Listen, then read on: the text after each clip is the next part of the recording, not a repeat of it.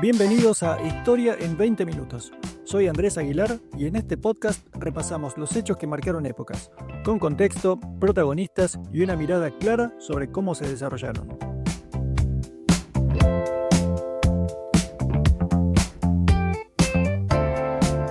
Son las 4 de la mañana del 29 de mayo de 1453. Estás parado en las murallas más imponentes del mundo, esas que durante más de 1000 años rechazaron a todos los que quisieron conquistar la ciudad. Dormiste apenas 2 horas en los últimos 3 días. Estás rodeado de cadáveres, hay olor a pólvora y sangre que te marea, y de repente escuchás un estruendo que te pela el alma. Los cañones otomanos, los más grandes que se hayan construido hasta ese momento, acaban de abrir una brecha en la muralla. Y por esa brecha empiezan a entrar decenas de miles de guerreros turcos gritando «Alá es grande». Sabés que es el fin. Sabés que después de 1000 años, la ciudad que se consideraba impenetrable, la heredera de Roma, el último bastión del mundo antiguo, está por caer. ¿Qué harías? Bueno, vos no estás ahí, pero Constantino XI sí, y te voy a contar qué hizo. Hoy vamos a hablar de uno de los momentos más dramáticos de la historia, la caída de Constantinopla. Y te adelanto que esta historia tiene de todo: cañones gigantes, un emperador que peleó hasta el final, un sultán obsesionado con conquistar la ciudad, traiciones, profecías y un evento que literalmente cambió el curso de la historia mundial. Así que acomódate porque esto va a estar bueno. Primero, un poco de contexto. Constantinopla no era una ciudad cualquiera, era la ciudad. Fundada por el emperador romano Constantino en el año 330, había sido la capital del Imperio Bizantino durante más de 1000 años. Era la ciudad más grande y rica del mundo occidental. Tenía 1 millón de habitantes cuando Londres apenas era una aldea. Y geográficamente era un lugarazo. Está en el estrecho del Bósforo, que conecta el Mar Negro con el Mediterráneo. Controlabas Constantinopla y controlabas todo el comercio entre Europa y Asia. Los bizantinos cobraban impuestos por todo y la ciudad nadaba en oro. Pero además tenía algo que le hacía prácticamente inexpugnable: las murallas de Teodosio, una triple línea de defensa, un foso, una muralla exterior de 9 metros y la muralla principal de casi 20 metros de alto y 5 metros de espesor. Durante 1000 años, todos los que intentaron tomar la ciudad fracasaron. Árabes, persas, búlgaros, rusos, todos. Las murallas eran una leyenda. Ahora, para 1453, el Imperio Bizantino era una sombra de lo que había sido. Después de 1000 años de guerras, cruzadas y varios desastres, el imperio se había reducido básicamente a la ciudad de Constantinopla. De controlar todo el Mediterráneo oriental, habían quedado con una ciudad y un poquito más. Todo lo demás lo habían perdido ante los turcos otomanos. Los otomanos venían avanzando desde hacía más de un siglo. Ya controlaban todo Anatolia, o sea, la Turquía actual, y habían cruzado Europa conquistando los Balcanes. Constantinopla estaba literalmente rodeada por el territorio otomano. Era como una isla bizantina en el medio de un océano turco. La única razón por la que seguía existiendo era porque las murallas eran impenetrables. Pero esto estaba por cambiar. En 1451 sube al trono otomano un chico de 19 años llamado Mehmed II. Y este chico tenía una obsesión: conquistar Constantinopla. Su abuelo lo había intentado y había fracasado, su padre también, pero Mehmed estaba convencido de que él sí lo iba a lograr. Y de hecho, cuando asumió, lo primero que hizo fue empezar a preparar el sitio. Todos en Europa pensaban que era un loco, un chico caprichoso que se iba a estrellar contra las murallas como todos los demás. Y se equivocaron. Mehmed era brillante. Hablaba turco, árabe, griego, latín, persa y serbio. Había estudiado matemáticas, astronomía, filosofía. Era fanático de la historia antigua y admiraba especialmente a Alejandro Magno. Y lo más importante, entendió que para tomar Constantinopla necesitaba algo nuevo, algo que nunca se había usado antes. Necesitaba artillería pesada. Y acá entra un personaje muy interesante, que es Urbano. Este tipo era un ingeniero húngaro, especialista en cañones, que había ido a ofrecerle sus servicios al emperador bizantino Constantino XI. Le dijo: «Te puedo construir un cañón capaz de derribar las murallas de Babilonia». El problema era que Constantino no tenía plata para pagarle. El imperio estaba fundido, en la lona total. Entonces Urbano, que era un tipo práctico, cruzó al otro lado y le ofreció sus servicios a Mehmed. Y Mehmed, que tenía oro de sobra, le dijo: «Construime el cañón más grande que se pueda construir. La plata no es un problema». Y Urbano construyó una bestialidad. un cañón de 8 metros de largo que disparaba balas de piedra de 600 kilos. Para que te des una idea, se necesitaban 60 bueyes para transportarlo y 200 hombres para manejarlo. Era tan potente que cuando lo probaron, el disparo se escuchó a 20 kilómetros de distancia, y la bala hizo un cráter de casi 2 metros de profundidad. Pero también era tan pesado que solamente podía disparar 7 veces por día, porque después del disparo se recalentaba tanto que había que dejarlo enfriar durante horas. Y además era muy peligroso. A veces explotaba matando a la tripulación. De hecho, el mismo Urbano murió cuando uno de sus cañones le explotó en la cara durante el sitio. Pero Mehmed no se conformó con eso. Mandó a construir decenas de cañones más, de todos los tamaños. En total, juntó unos 60 o 70 piezas de artillería, algo que no se había visto nunca hasta ese momento. Y además preparó un ejército enorme. Las fuentes hablan de entre 150.000 y 200.000 hombres. Otros historiadores modernos creen que eran menos, tal vez 80.000, pero igual era un ejército gigantesco. Del otro lado, en Constantinopla, la situación era desesperante. El emperador Constantino XI tenía apenas 7.000 soldados para defender la ciudad.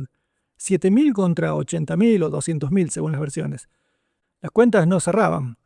Constantino mandó mensajeros a toda Europa cristiana pidiendo ayuda. A Roma, a Venecia, a Génova, a Hungría, a todos lados. Pero Europa estaba con sus propios líos. Francia e Inglaterra acababan de terminar la guerra de los 100 años, España estaba peleando contra los musulmanes en Granada, Italia era un caos de ciudades-estado peleándose entre sí, nadie mandó ayuda, o casi nadie. Los únicos que respondieron fueron unos pocos voluntarios. El más famoso fue Giovanni Giustiniani, un genovés que llegó con 700 soldados profesionales. Constantino lo puso a cargo de la defensa de las murallas terrestres, que eran la parte más vulnerable de la ciudad. Y también llegaron algunos venecianos y un par de catalanes. Pero en total los refuerzos no sumaron más de 20.000 hombres. Era ridículo. El sitio empezó oficialmente el 6 de abril de 1453. Mehmed llegó con su ejército y rodeó la ciudad por tierra. Y por mar también mandó una flota de más de 100 barcos. Constantinopla estaba completamente cercada. No entraba ni salía nadie. Desde el primer día los cañones otomanos empezaron a bombardear las murallas. Y acá te cuento algo que me pareció muy interesante. El estruendo de los cañones era tan fuerte que las embarazadas dentro de la ciudad empezaron a tener abortos espontáneos por el estrés y el ruido constante. Los bombardeos eran día y noche, sin parar.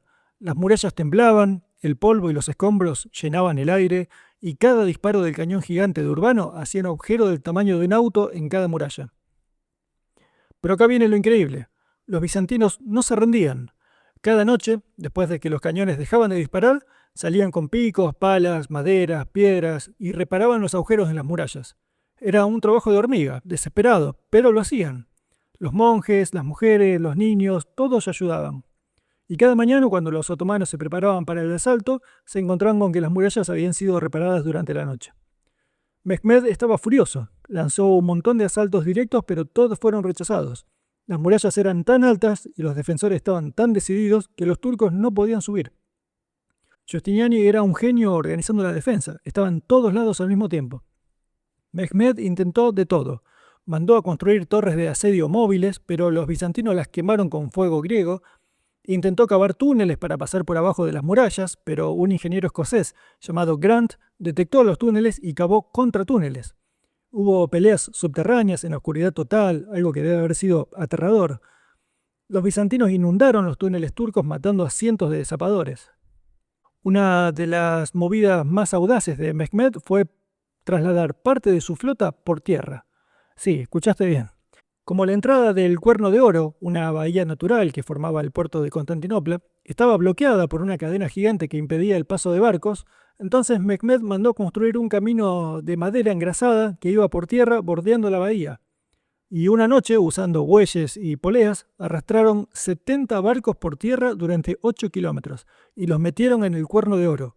Los bizantinos se despertaron y no lo podían creer. De repente tenían barcos enemigos dentro de su puerto protegido. Fue un golpe moral terrible. Pasaban las semanas y la situación en Constantinopla se volvía cada vez más desesperada. La comida se agotaba, la gente empezaba a morir de hambre, los soldados estaban exhaustos, sin dormir, peleando día y noche, y los otomanos seguían llegando frescos, con refuerzos, con provisiones, así que era una cuestión de tiempo. Constantino era un tipo increíble, tenía casi 50 años, lo cual para la época era ser un viejo bastante grande. Sabía que probablemente iba a morir, pero nunca mostró miedo. Se lo veía todos los días recorriendo las murallas, hablando con los soldados, animándolos. Había una profecía antigua que decía que Constantinopla caería cuando gobernara un emperador llamado Constantino, hijo de Helena, igual que el fundador de la ciudad. Y adivina qué, Constantino XI era hijo de una mujer llamada Helena. Todo el mundo conocía la profecía. Corría de boca en boca entre los soldados y los civiles, alimentando el miedo y el fatalismo. Pero él nunca habló de eso. Simplemente siguió peleando, como si el destino no existiera. El 26 de mayo, Mehmed mandó un ultimátum. Les ofreció a los bizantinos rendirse. Si lo hacían, iba a perdonar a todos y les iba a permitir irse con sus pertenencias. Si no, cuando cayera la ciudad, sus soldados tendrían permiso para saquear durante 3 días, que era la costumbre de la guerra de la época. Era una oferta tentadora para una población hambrienta y desesperada, pero Constantino rechazó la oferta sin dudarlo. Hay un discurso que supuestamente dio, aunque probablemente sea inventado por cronistas posteriores, donde dice algo así como: entregar la ciudad no está en mi poder ni en el de nadie aquí. Todos hemos decidido morir por nuestra propia voluntad. Puro drama, pero efectivo para mantener la moral de las tropas. El asalto final se programó para el 29 de mayo. Mehmed sabía que sus soldados estaban cansándose y algunos de sus generales le sugerían levantar el sitio. Llevaban casi 2 meses bombardeando sin éxito y las bajas otomanas eran considerables, pero él se negó rotundamente. Ordenó un bombardeo continuo durante 48 horas. Las murallas quedaron destruidas en varios sectores. Grandes secciones se desmoronaron formando rampas de escombros por donde los atacantes podían subir. Y después, a la 1 de la mañana del 29 de mayo, lanzó el asalto decisivo. Primero mandó a los Bashibosuks, que eran unas tropas irregulares, básicamente mercenarios y voluntarios mal armados. La idea era que agotaran a los defensores. Los bizantinos los masacraron, pero se cansaron. Después Mehmed mandó a las tropas anatolías, soldados profesionales, mejor armados. Ahí la pelea duró varias horas y los bizantinos seguían resistiendo milagrosamente. Pero pasó algo que cambió todo. Giustiniani, el comandante genovés que estaba dirigiendo la defensa, recibió un disparo en el pecho. La herida no era mortal, pero pidió que lo sacaran de las murallas para curarlo. Constantino le rogó que se quedara. Sabía que si Giustiniani se iba, el ánimo de las tropas se venía al piso. Pero Giustiniani, dolorido y sangrando, insistió. Lo bajaron de las murallas y lo llevaron a un barco para evacuarlo. Y ahí los soldados genoveses, al ver que su comandante se retiraba, empezaron a flaquear. Y justo en ese momento, Mehmed mandó a su tropa de élite, los genízaros. Estos tipos eran lo mejor del ejército otomano. Eran chicos cristianos que habían sido capturados de chicos y convertidos al Islam y entrenados desde la infancia para ser la máquina de guerra perfecta. Eran fanáticos, disciplinados y estaban frescos porque habían descansado durante los asaltos anteriores. Los genízaros encontraron una puerta lateral, la Kerkoporta, que había quedado abierta. Algunos dicen que fue un descuido, otros que fue una traición. Lo cierto es que un grupo de genízaros entró por ahí, subió las murallas por el lado de adentro. Al mismo tiempo, en otra sección, lograron trepar por una de las brechas que los cañones habían abierto. De repente los bizantinos estaban peleando en 2 frentes, por dentro y por fuera de las murallas. Fue el caos. Los defensores empezaron a retroceder, algunos intentaron huir, otros siguieron peleando. Constantino se dio cuenta de que todo estaba perdido. Según las crónicas, se sacó todas las insignias imperiales para que no lo reconocieran, desenvainó su espada y se lanzó al combate cuerpo a cuerpo contra los genízaros. Nunca más lo volvieron a ver. Su cuerpo nunca se encontró. Algunos historiadores creen que efectivamente murió peleando en las murallas y que quedó sepultado bajo los cadáveres. Otros creen que es una leyenda romántica y que probablemente huyó y murió en algún callejón. Pero la versión oficial, la que pasó a la historia, es que murió como un emperador romano debe morir, con la espada en la mano defendiendo su ciudad. A las 8 de la mañana, los otomanos izaron la bandera turca sobre las murallas. La ciudad había caído. Empezó el saqueo. Durante 3 días, sus soldados saquearon la ciudad. Mataron a miles de personas, violaron, quemaron. Pero Mehmed al tercer día detuvo el saqueo y perdonó a muchos civiles. Entró a Santa Sofía, la catedral más importante de la cristiandad oriental, y la convirtió en mezquita, pero ordenó preservar los mosaicos y las obras de arte. Para los estándares de la época fue muy civilizado. Mohammed se proclamó Kaiser y Rum, el César de Roma. Se veía a sí mismo como el heredero del Imperio Romano. En cierto sentido tenía razón. El Imperio Otomano, en muchos aspectos, fue una continuación del bizantino. Constantinopla, que pasó a llamarse Estambul, siguió siendo una gran ciudad, la capital de un imperio gigante. Pero, ¿qué significó la caída de Constantinopla para el resto del mundo? Bueno, fue tremendo. Para los cristianos ortodoxos fue apocalíptico. Pensaron que era el fin del mundo. Muchos refugiados bizantinos huyeron a Europa llevándose manuscritos antiguos, conocimientos, obras de arte. Estos refugiados jugaron un papel muy importante en el Renacimiento italiano. Segundo, cambió el mapa geopolítico. Los otomanos ahora controlaban el punto estratégico más importante del mundo. Los europeos ya no podían comerciar fácilmente con China y con India. Esto obligó a buscar rutas alternativas. Los portugueses empezaron a navegar por la costa de África y los españoles decidieron ir para el otro lado. En 1492, apenas 40 años después, Cristóbal Colón navegó hacia el oeste para llegar a Asia y ya sabes cómo termina esa historia. En cierto modo, la caída de Constantinopla llevó directamente al descubrimiento de América. Si los otomanos no hubieran cortado las rutas comerciales, tal vez Colón nunca habría navegado hacia el oeste. La caída de Constantinopla marcó simbólicamente el fin de la Edad Media y el comienzo de la Edad Moderna.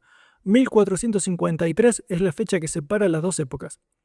Hoy, si vas a Estambul, todavía podés ver las murallas de Teodosio, también podés entrar a Santa Sofía, que ahora es una mezquita nuevamente. Es un edificio increíble, una de las joyas arquitectónicas del mundo que ha sobrevivido durante casi 1500 años. Durante 1000 años, Constantinopla resistió todo, pero al final cayó por una tecnología nueva, los cañones. Esas murallas impenetrables se volvieron obsoletas de un día para el otro. Es una lección muy poderosa sobre cómo la tecnología lo cambia todo. También me parece muy interesante lo de Constantino, un tipo que sabía que probablemente iba a perder, que lo tenía todo en contra, que Europa lo había abandonado, pero igual se quedó y peleó hasta el final. No huyó, no se rindió, no negoció, se puso la armadura y se fue a pelear sabiendo que iba a morir. Por eso los griegos todavía lo recuerdan como un héroe nacional. Hay hasta una leyenda que dice que un ángel lo convirtió en mármol y lo escondió en una cueva bajo las murallas de la ciudad, y que algún día se va a despertar y va a reconquistar Constantinopla. Es una leyenda. Del otro lado, Mehmed pasó a la historia como el conquistador. Reinó 30 años más y siguió expandiendo el imperio de forma implacable. Conquistó Serbia, Bosnia, gran parte de Grecia, soñaba con conquistar Roma, pero no lo logró. Se murió finalmente en 1481, a los 49 años, probablemente envenenado por su propio hijo. Lo que me parece interesante es que esta historia tiene todos los elementos de una tragedia clásica. Un héroe destinado a perder, un ejército pequeño contra un imperio gigante, traiciones, valentía, y además tiene un significado histórico real. No es solo una anécdota dramática, es un punto de inflexión que cambió el mundo. Y pensá también en Giustiniani, el genovés. Vino con 700 soldados a ayudar porque era lo correcto, porque creía en defender la ciudad. Peleó como un león durante casi 2 meses, organizó toda la defensa. Y justo cuando más lo necesitaban, una bala lo hirió y tuvo que retirarse. Murió días después en un barco. Hay algo trágico en eso. Bueno, hasta acá llegamos con este episodio de hoy. Espero que te haya gustado de este recorrido por la caída de Constantinopla. Es una de esas historias que me parece que todos deberían conocer porque explica mucho de cómo llegamos al mundo actual. Si te interesó el tema, te recomiendo que busques imágenes de la muralla de Santa Sofía. Ver las fotos te agrega otra dimensión a la historia. Si te gustó y querés escuchar más episodios como este, suscríbete al podcast para no perderte los próximos episodios. También te invito a visitar nuestro blog en 20minutos.com, donde seguimos subiendo contenido nuevo. Y si buscas explorar otros temas, tengo podcast de libros, filosofía y mitología, que seguramente te van a encantar. Hasta la próxima.